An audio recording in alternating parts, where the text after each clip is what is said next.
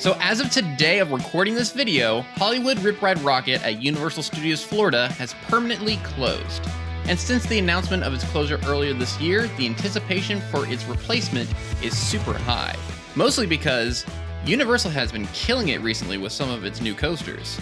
A lot of their best attractions have been made in the past decade. But looking back, it's crazy how a ride like Rip Ride Rockit was greatly needed in 2009, since they didn't have any big coasters at the studio park at the time. And just one day shy of exactly 16 years of operation, this roller coaster was an actual landmark for Universal Orlando, being the second tallest ride in the entire resort, an icon adding to the skyline of the park, it interweaving throughout the park's infrastructure and theming, and the ability to select what music you wanted to listen to while you ride. But who wants to talk about a roller coaster that they're currently bulldozing? Let's talk about the other Rip Ride Rockit that you could actually ride today, Hollywood Dream the Ride at Universal Studios Japan. Hollywood Dream the Ride is also the second tallest ride in the entire resort, an icon adding to the skyline of the park, interweaves throughout the park's infrastructure and theming, and has the ability to choose whatever music you want to listen to while you ride. And while Rip Ride Rockit was truly an icon of the Universal Orlando park, it definitely feels like a relic from a previous era. While Universal Studios Japan and Hollywood Dream the Ride feel intertwined, not only for being the first thing you see along with the Universal arches and the globe, but this coaster is equally as important to the personality of the park as those icons. Hollywood Dream the Ride isn't just a roller coaster. No, I believe it to be the entire thesis statement for the entire Osaka park. If you take anything away from this video, I hope it be this.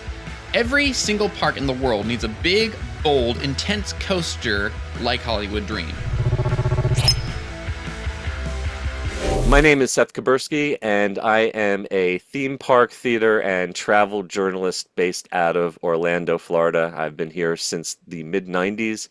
I worked for Universal Orlando for a few years around the grand opening of Islands of Adventure, and have been writing about the parks here in Orlando, as well as in California and around the world ever since. How do you feel about USJ? I have kind of a hot take on USJ. I appreciated the scale of the park, the ability to see rides that I have grown up with and worked on in a completely different cultural context was really cool. But it's a weird park. We've briefly talked about Universal Studios Japan on this channel before, but if you've never been there, it's sort of like the Universal Studios greatest hits park.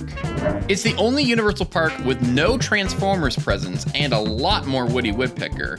If you're a massive fan of the Universal Studios theming and classic imagery like me, this park maintains a lot of that original theming exceptionally well. Not only for having the last remaining Jaws ride, which still operates and works like perfection, but also for having old show buildings like for T2 3D. I went there when this was used as a Detective Conan 4D show, but going through a perfectly preserved T2 3D queue and theater again felt like stepping back in time. Overall, USJ has amazing offerings and has a big bold statement saying that we are Universal. We do Jurassic Park, Harry Potter, Nintendo, Minions, Jaws, and classic monsters. And then they also add in Sesame Street, Peanuts, Anime in Sanrio, and classic Hollywood iconography, which brings us to Hollywood Dream the Ride. Similar to Rip Ride Rockit, a large, big coaster was greatly needed at the Japan park to bring in more guests looking for exciting thrill rides. In July 2006, Universal Studios Japan announced a brand new ride costing about $50 million and opening to the public in March 2007. Now, Hollywood Dream the Ride is in the Hollywood entrance area of the park, and besides having the word Hollywood in the title of the attraction, it's way more of a spacey, dreamlike coaster than it is themed to old classic Hollywood movies. Currently, a man wearing a Sean Connery James Bond classy tuxedo gives you the safety instructions. This coaster does a fantastic job of wrapping around the entire front of the Osaka park, going over the guests even before you go through the covered entrance gate. The coaster flies above most of the Hollywood area, including places like the guest services building, shops, signage, and it adds a lot of magical kinetic energy, especially at night. The nighttime lighting on Hollywood Dream is even better than the day, with nothing lit except for the sparkling star lighting on the train car itself.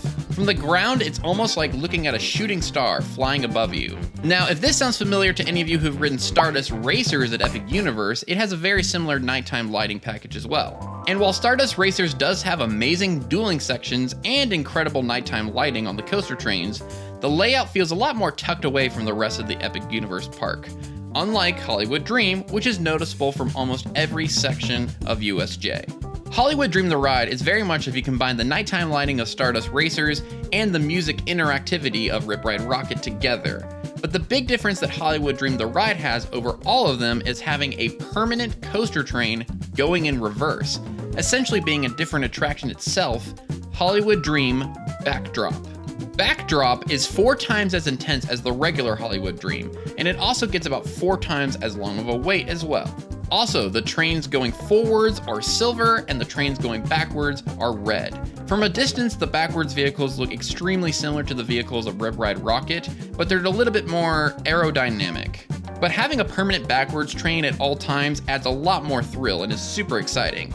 If they did a permanent backwards train on Rip Ride Rockit, everyone would faint. I would happily ride Hollywood Dream again.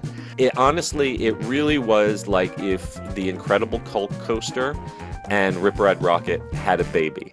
I only got one opportunity to ride Hollywood Dream the Ride, and it was synced up to some sort of anime pop song that I could not understand. Like Rip Ride Rockit, Hollywood Dream does have a list of music you can play on their attraction, and Hollywood Dream currently has 5 tracks that you can play. It seems to be 5 pop songs that change occasionally, with one made specifically for the ride. The interactivity of Rip Ride Rockit was certainly innovative at the time. Being able to choose whatever song you wanted to specifically as you rode was super unique. And I will give points for Rip Ride Rockit for having an awesome secret menu of tracks that you can play. But Hollywood Dream does let you play Michael Jackson and Taylor Swift. I've always found the ability to choose whatever song you wanted to listen to on a ride to be extremely fun. It's a very small detail, but it adds a lot to the uniqueness of an already cool coaster. Interactivity is a big buzzword in the theme park industry and has been debated about the best way to go about it for decades now. There's everything from Millennium Falcon Smuggler's Run and Mission Space, which are some of the most interactive, where you and the other riders actually take control of the attraction vehicle and the story. There's cooperative rides like Toy Story Mania, Mario Kart Bowser's Challenge, and Men in Black Alien Attack, where you and your group work together to get a high score or even a different ending. And then there's high score attractions like Buzz Lightyear and Minion Blast, where the goal is mostly to get high scores and be on the top of the leaderboard. Blaster attractions definitely make the most sense in terms of interactivity to most of the guests, but sometimes having anything more than just shoot the target can be too much information.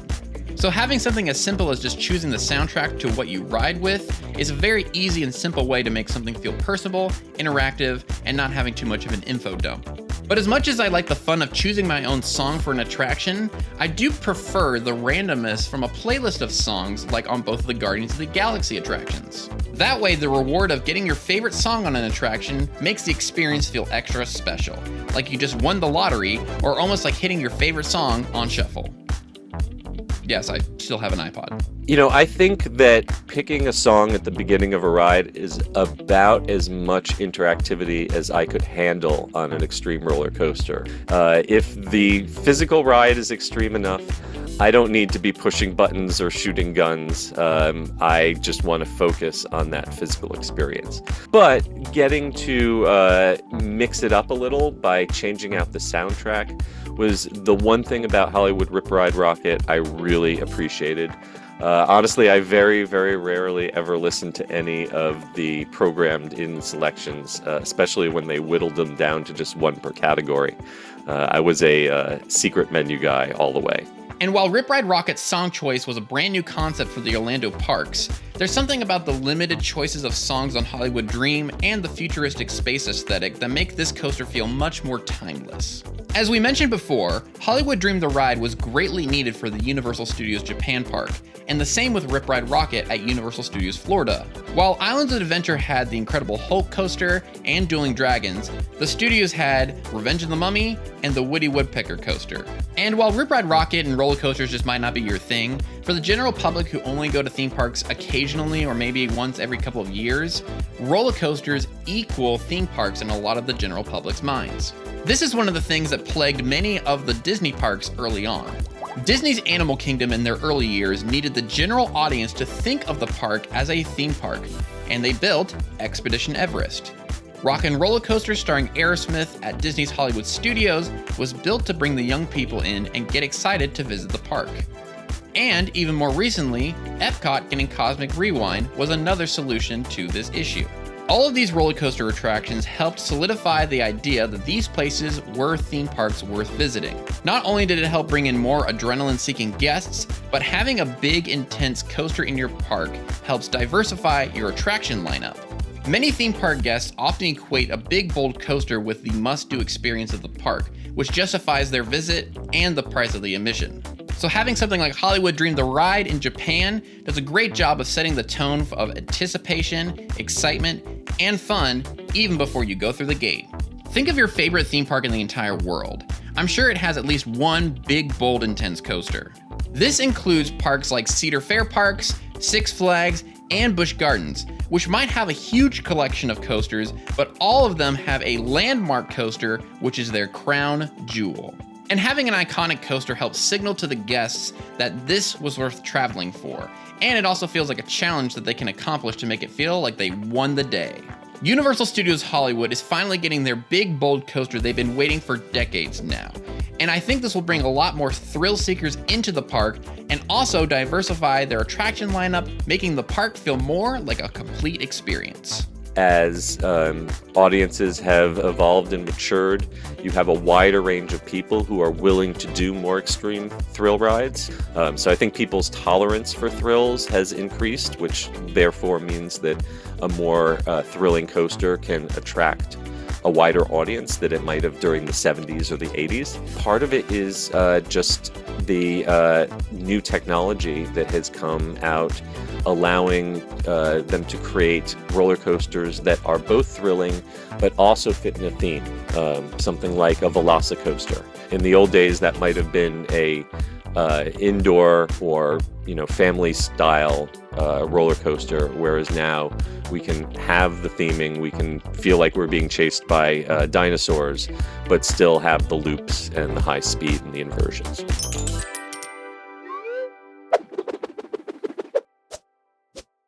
So back to Hollywood Dream the Ride for a minute. Is this the best coaster that Universal's ever made? No, that's Velocicoaster.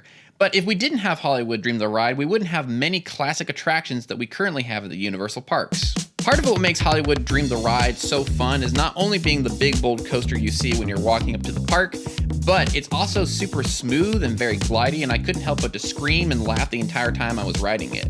Plus, nothing about Hollywood Dream is really that scary. The queue's never trying to spook younger riders out of riding it like Hulk or Velocicoaster. Instead, it's nothing but positive vibes and pure fun from the entrance to the exit. Also, Hollywood Dream isn't really hiding any parts of the ride. All of it is there for the public to see in plain sight. As much as I'm eagerly anticipating the arrival of Rip Ride Rockit's replacement, Universal's current run in world-class coasters shouldn't stop. And I'm sure there will be new, exciting coasters coming to their Great Britain park that's currently in the works with more exciting thrills. But what if we could see something like Hollywood Dream again? Now, what was Universal's slogan for the theme parks for many years? Ride the movies. Now, they haven't used this slogan in many years, but I do think that a lot of the general public still thinks of Universal as sort of a filmmaking behind-the-scenes theme park. And I've seen multiple guest surveys that sort of confirms this, that people still recognize and know the DeLorean from Back to the Future and the shark from Jaws, even if they've never seen the movies. This means that original Hollywood blockbuster filmmaking is still deeply rooted into the DNA of Universal and the imagery of what the audience thinks of when they think of these parks. So having a permanent ride the movies style attraction again would continue the legacy of these fantastic movies that many people, including myself, are nostalgic for. But it would also be a direct link to what many people still think of when they think of Universal Studios. So today I'm not going to pitch anything that's going to go in the Universal Studios Florida park because they're well underway constructing the new coaster, and I trust that it's going to be a really fun ride. But looking at all the different Universal parks that are operating today, one park definitely needs a Hollywood Dream the Ride type coaster than the others. Universal Studios Beijing. Everyone I know who's been here raves about this park. And since the opening in 2021, the current coaster lineup is Decepticoaster, a Transformers overlay of the Hulk coaster, Jurassic Flyers, and Loop-de-Doop-de, a Minions Kids coaster.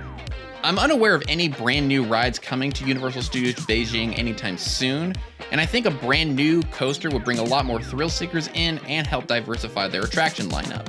So this pitch is for free. Universal Beijing, you can have it. Universal's Cinema Blast. Built to blend into the classic Hollywood facade of the entrance area, you would enter the queue going through a retro movie set. Walking along, you pass by classic and recent Universal film posters, classic movie props, and filming equipment. Almost as if you walked onto a big blockbuster movie set in the middle of production. Once you've made it to the load station, it's as if you made it to the red carpet for the premiere of a brand new movie. Once you're seated in the coaster, you take off into a room filled with LED screens with the Universal logo. This is where the soundtrack to your ride is chosen at random from a playlist of classic Universal movies. Each time you ride it, you'll have a different soundtrack. Everything from the Back to the Future soundtrack, Jaws, Jurassic Park, to newer Universal movies like Oppenheimer, Nope, Fast and the Furious, to family DreamWorks films like How to Train Your Dragon, The Bad Guys, and Kung Fu Panda, and even hidden gems like the soundtracks to Casper, Twisters, The Mummy, Van Helsing, Gladiator, and the Jason Bourne movies. It's a celebration of orchestral movie soundtracks. The coaster train blasts you out of the building as you fly above the Hollywood entrance section of Universal Studios Beijing. You cut through alleyways and behind sound stages as the music soars along with you. It's a coaster celebrating the best of blockbuster movies. Time to ride the movies for a new generation. Universal Cinema Blast would be the perfect sequel-style attraction to Hollywood Dream the Ride. Not only for bringing more thrill seekers into Universal Studios Beijing, but for also creating a new Ride the Movie style attraction for a new generation to help link what many people still think of Universal Studios, but in an awesome new ride. Universal Studios Japan is one of my favorite theme parks in the entire world, and not having something like Hollywood Dream the Ride makes this park feel incomplete. And not having something like Rip Ride Rockit at Universal Studios Florida makes that park feel incomplete. And as theme parks continue to get more technologically advanced and we have more and more guests coming every single year, having such a simple, pure coaster like Hollywood Dream the Ride is a great way to set the thesis statement for all of Universal parks. It says, we are Universal, we have world-class attractions, let's have nothing but amazing fun. Do you feel like we'll ever get another Ride the Movie style attraction again? Ride the Movies, that famous catchphrase coined by Steven Spielberg. I was a Disney kid. I was a Disney obsessive, and I kind of was dismissive of Universal when it first opened until I came over and experienced Jaws and Confrontation and Back to the Future myself. I would love for a little bit of the Ride the Movies ethos to come back, but I also I don't know what that means for today's audiences. The era of riding the movies by sitting in a moving seat in front of a screen, I kind of hope that is done. But I would love to see a way to integrate a story, to integrate dark ride moments and real show scenes with high speed, and that's what I'm keeping my fingers crossed for, the Back to the Future attraction that seems to be coming to Great Britain early in the next decade. That's what I'm hoping for, the new version of riding the movies. So, what about you? Have you been on Hollywood Dream the Ride at Universal Studios Japan? And what about something like Universal Cinema Blast? What do you think could be a great way to bring back the Ride the Movie style attractions for a new generation? Comment down below and let me know. And remember to like, share, comment, and subscribe for more thoughts on theme park design.